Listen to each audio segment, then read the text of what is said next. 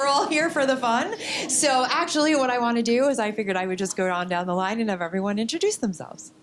Easy enough. Hi, everyone. I'm Vince Linchaa. Ignore the N in that typo. It's fine, but it doesn't exist. It's not even silent. It's actually non-existent. But I'm the senior brand director at Rémy Cointreau. I look after the liqueurs category. That comprises of two brands which are very dear to my heart. One of them Cointreau and another one Belle de Brulé. If you aren't aware of those brands, Cointreau belongs in all your margaritas and cosmopolitans. And Belle de Brulé is a little gem that we are looking at expanding. So very excited to work on those brands. That's me. Hello, everyone. I am Erin Goldson. I lead PR and influencer marketing at Unilever. For those of you who aren't aware, Unilever is home to probably many brands that you hopefully use and love every day.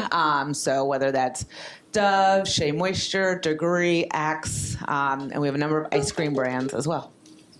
Hi, I'm Yusuf Chuku. I am a recovering brand strategist, so I sit in NBC ad sales, really helping clients engage their customers and consumers.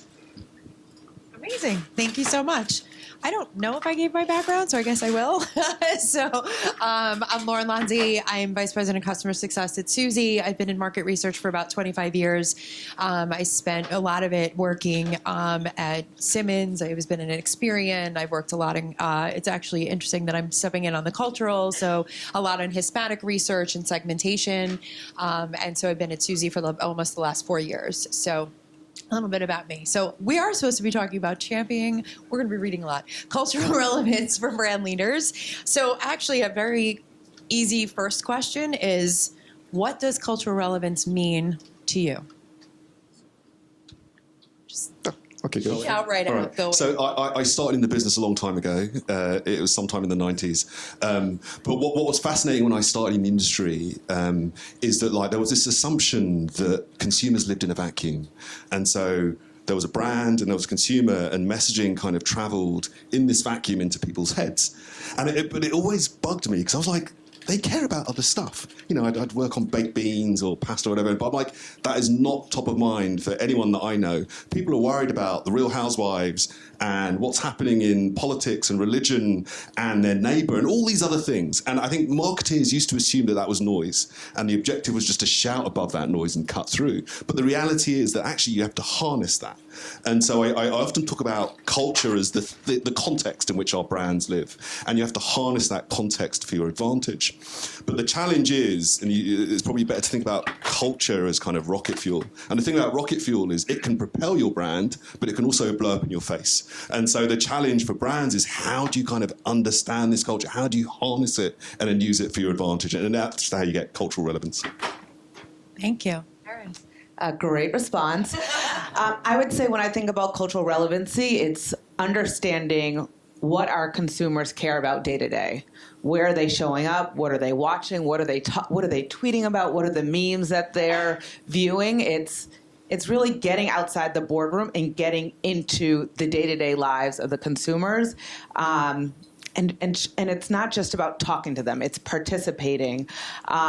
I think for me, when I think back to my time at Unilever, some of the most exciting times was actually during COVID, when people were at home and we were thinking about what are the things that matter to these consumers. And I said it was almost like a crash textbook opportunity around marketing, because a lot of our marketing plans were blown up, where we had to figure out, at this moment in time, what do our consumers talk about? And so I think about Dove as a brand, for example. Dove always talks about how we champion real beauty. What does beauty look like? What does that mean for our consumer? And we're always trying to find new ways to talk about what real beauty looks like. And so I remember during the pandemic, and this is just an example of cultural relevancy, you saw the frontline workers, you saw all the marks that were on their face from wearing the masks every day. And so we created an agile campaign that talked about courage is beautiful.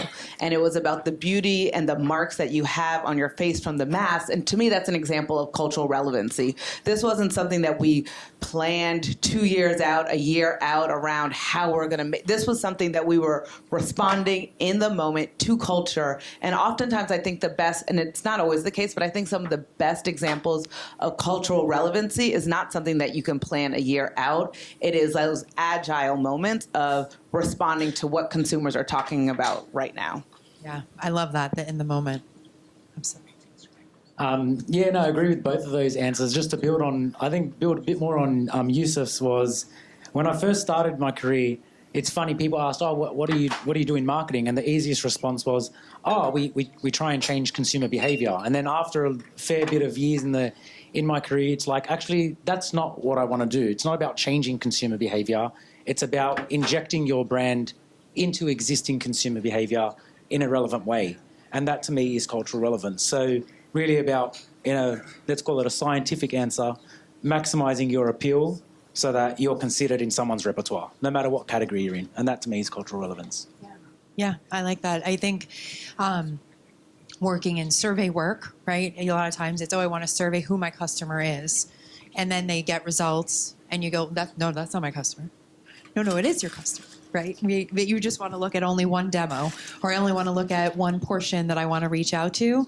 And it really is about who is truly your customer. So when you think about that, how do you prioritize the audience of who you are reaching out to for your brand of culture when it comes to cultural relevance, right? So is it one generation, multi-generational? Is it not, right? Yeah. I mean, you nailed it with what you just said. I think the first step in any of that is really defining who your consumer architecture is. And that goes beyond just your core target audience. I would say in the way we plan and the way I've planned in my career is defining your core bullseye target, whether that's your creative target, your media target, and understanding how what you prepare for them will have a resonance with a wider consumption pool. Because it depends on your brand's, I guess, maturity and resource as well.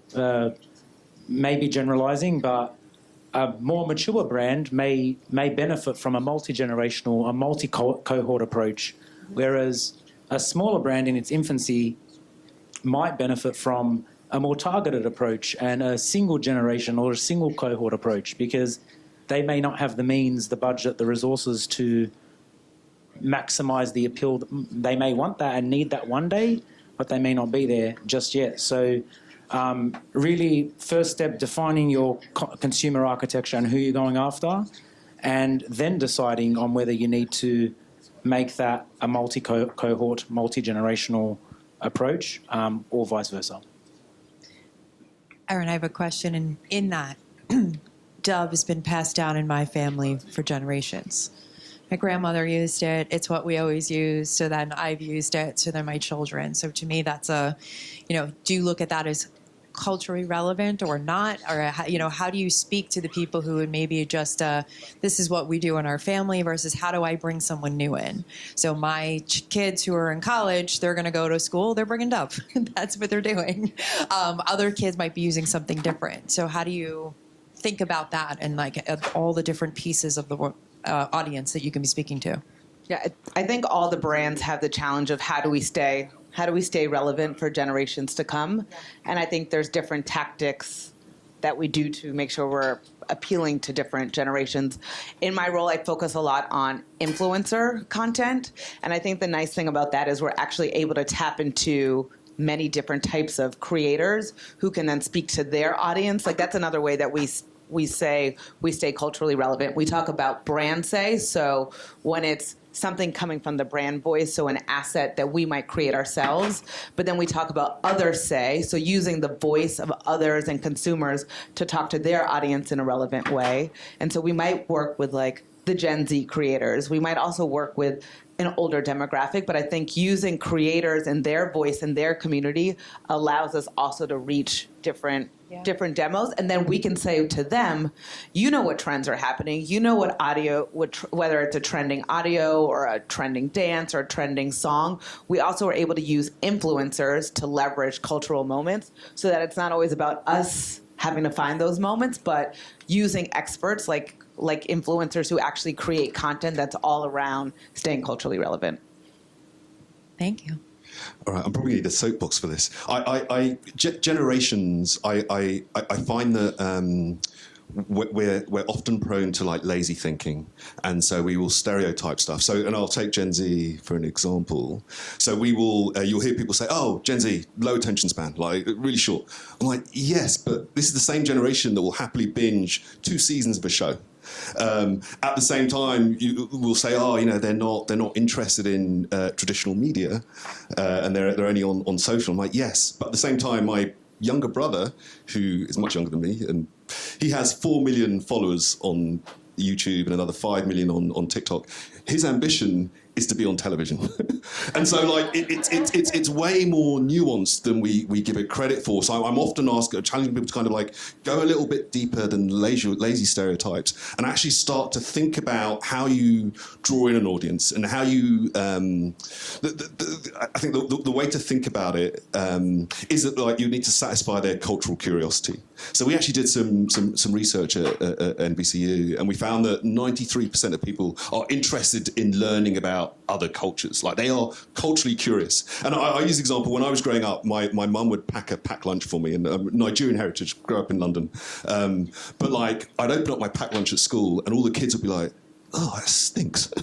And all I wanted was like jam sandwiches just to be like the other kids.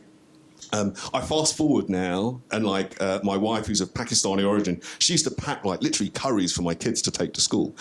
But they would open up their lunch, and all the kids were like, "Ooh, what's that? Can I try it? Can I smell it?" And like literally, that is cultural curiosity in action. And so, as a brand, you need to think about how do you feed that cultural curiosity? How do you put stuff out there that actually people are interested in and will lean into? And actually, that's how you kind of like think about your audiences, satisfying that curiosity. Yeah. And how do you stay authentic throughout that, right? And how do you stay self-aware and as a brand?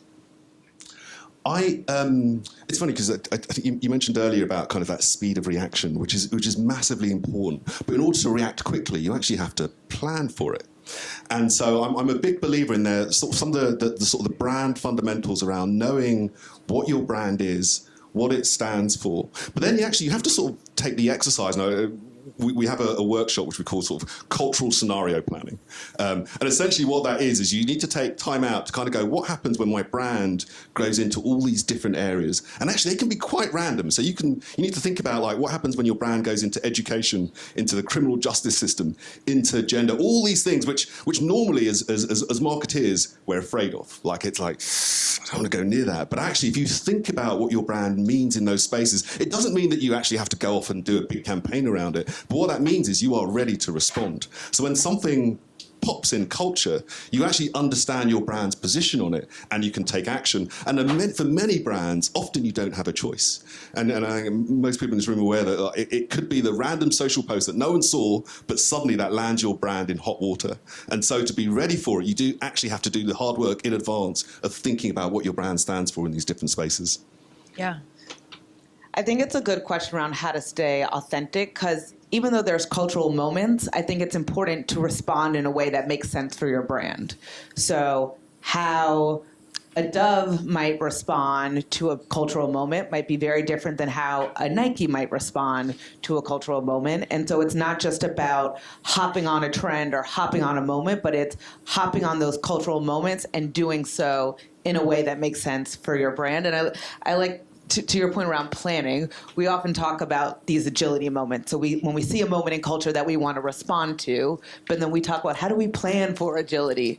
And so it's this balance between you need to make sure you have the people and the structures and the processes and understanding your brand so that when those moments do pop up, you can, it's like you have all the steps in place so you can respond quickly, which honestly is something as a company that we're still trying to get better at. How do you respond quickly, timely? And a lot of that is planning. Like, okay, we know the Olympics are coming up, and you can kind of guess the types of moments that might happen. Again, Dove was doing a lot of work and still is around hair discrimination, around the Crown Act. So you could say, okay, I know that we couldn't really do much because of P&G, but as an example, we could say, we know hair, black women and wearing braids, like this could be something, is this going to be a conversation that might potentially come up so that if it does, you're prepared to at least think about how you might respond. Yeah, agree with that. I think the only add I have is probably around the sensitivity of the topic and understanding that before you decide whether to chime in on the topic. So, example, Olympics would probably be a low-risk topic to jump in on for most brands, whereas something like an election might be a more sensitive topic that you don't want to go near. And it's up to you, to the team's point, know your brand, what it stands for, know your brand's promise to consumers, and unless you have a real reason to participate, don't just do it to do it. Otherwise, the risk might outweigh the buzz, or the good things you might get from it might be outweighed by actually some bad negative things that you're not thinking of, because to the team's point, you're not prepared. There is a lot of reactionary planning that I think a lot of brands do, and you have to do them. But whether you need to flick that switch on, you have to be prepared to make that decision too. I think just building on Vince's point, we used to have an expression about like being the dad at the disco, and like most brands are scared of just being so out of place. But I kind of stretch and kind of go that everyone welcomes the dad at the disco if you know how to fix the sound system. And so think about what your brand can contribute to culture. And so if you are able to positively contribute and build, and that requires like understanding culture, it requires understanding subcultures, sort of the language used within it, the things that matter. But if you can demonstrate that you get it and you can positively contribute, that's where you get credit as a brand. Yeah, I think you have to determine, right, when is it worth it to jump in on a cultural moment, or when do you know? But what internally as a brand, how do you gut check that? So if you decide, okay, we have what we think is an authentic response to something happening culturally. Yeah. Is there a gut check internally? Yeah, of course. Like, I mean, we've all probably come from different walks of life and worked at many different companies. At the end of the day, first and foremost, as again, being in the brand team, you're the custodian for owning your swim lanes and communicating those swim lanes to the right people, making the right decisions. So making sure everyone's clear on where we play is important. And that's, when I say everyone, it's all stakeholders involved in a decision. In terms of a gut check, I mean, sometimes you have the luxury of dedicated teams with PR that assess PR and reputational risks and benefits, and sometimes you do not. But in this day and age, I believe we all are largely working with a big range and a diverse range of people. So leaning on other stakeholders, whether they're a dedicated resource from a assessment risk for PR, or they happen to be part of a subgroup or cohort that will be beneficial to understand reactions from, you have to do it. You cannot rely on just your knowledge, your opinion, or even your immediate team's opinion. You need people who are not in the day-to-day to understand what's worth it and whether it's worth jumping in on. But before all that, it's knowing your swim lanes and ensuring everyone else knows the swim lanes to stay in. Yeah. I think you pretty much covered it. We have internal teams where we can do risk assessments, agencies that we'll work with. I think a lot of times, though, the moments that we're jumping in on, it's like usually there's pretty good consensus, I've found. Yeah, there are definitely, and I think someone mentioned the Olympics earlier, there are these places where it's such an opportunity for a brand. So I think about sort of division in the US currently, and then you have something about the Olympics, which means whoever you are, whatever you are, you can stand in a bar and scream USA. Even I can. I'm American now, which doesn't sound like it, but I'm American now. But you can stand and scream USA. And so those moments are really powerful when people come together. Yeah. And so I think finding those big moments where people come together are huge opportunities for brands. So kind of leaning into those is massively important. I'm doing a time check. I have no idea how much time we have.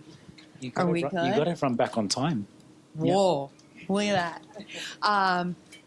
Anything else I haven't asked? I was going to say, because obviously we didn't prep together, but I wanted to make sure that everyone had a last chance to pontificate them. I think the other thing, though, to think about as you approach culture is to kind of often talk about it as two things, like big or macro, if you're being technical, and micro culture. So like macro culture are the sort of the big but slow-moving trends. And so for example, we had a show called Will and Grace, which was the first show that had like a gay male lead character, which was, if you look back on it now, it kind of, it's sweet, but like at the time, that was like really important for representation.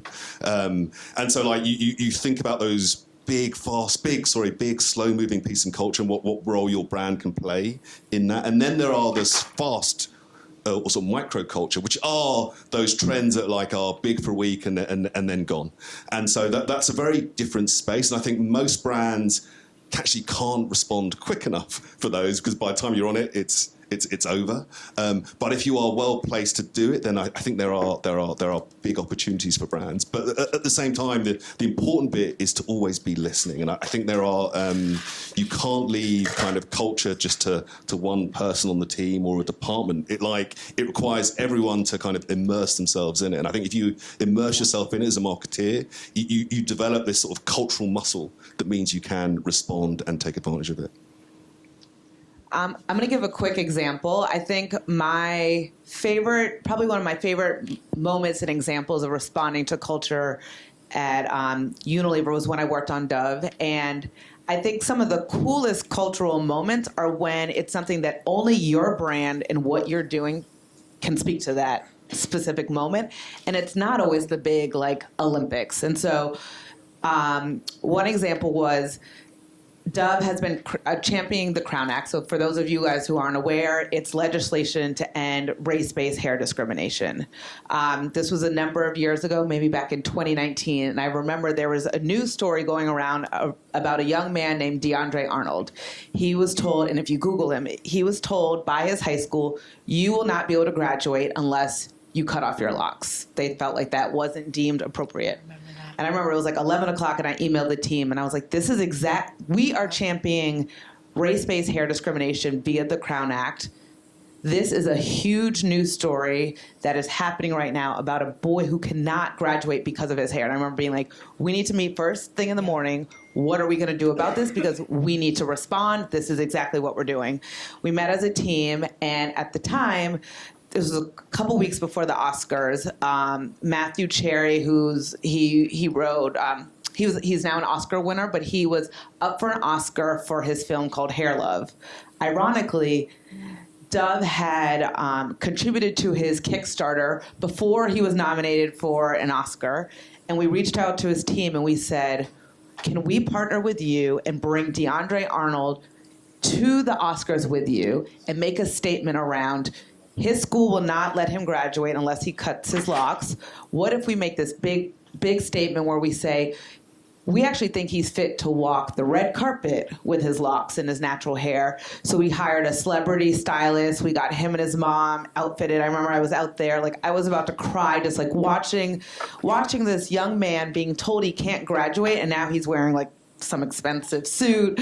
And we made so many headlines around him and the stance we were making. And then to make it even better, Matthew Cherry ended up winning an Oscar.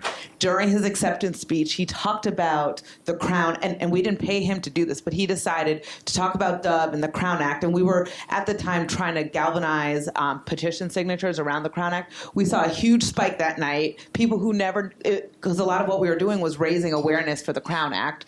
So here he is talking at the Oscars about this moment. And it was something so quick. We didn't have paid media. We spent our money on, PR earned, getting him the stylist, flying him out there. It wasn't this big, thousands and thousands and millions of dollars, but we were able to make an impact by responding to something that was like, you had to strike right then and there. And I think for me, that is an example of cultural relevance, making an impact, and it really resonating with the brand. And no one else could jump on this because this was something true to the DNA. I love that story. I love it. And the thing that many brands would kind of go, oh, but how many of our audience have locks and who's it relevant for? And what's interesting about that is it resonates for people that aren't necessarily that kid or like that kid. Everyone has a niece, and like it doesn't matter what ethnicity you are. Imagine a teen in your life being told that they can't graduate unless they dye their red hair blonde or whatever it is. And it tied back to Dove championing real beauty. Like it was very authentic to what the brand stood for. I love that. Do you have any last I words? don't know how to follow that. I think we've been given I'm almost like, I think we end on that, Yeah. unless you have something because I don't want to do it to you. But that's a pretty incredible story to end Incredible on. story, powerful. The only build I have, and it's not a story or a lovely disco analogy like Yusuf, but don't be afraid to say no to participating to things as brands as well. You don't have to inject yourself into every topic to be deemed culturally relevant. And I think that's something we miss as brands, and we always get asked from whoever it may be, what are we going to do about it? Sometimes it's okay to say no and just remember what we're standing for and what our brand's promise is to our consumers. But that's it. I'll close my mouth now. Thank you all so much. I really appreciate it. Thank you everyone.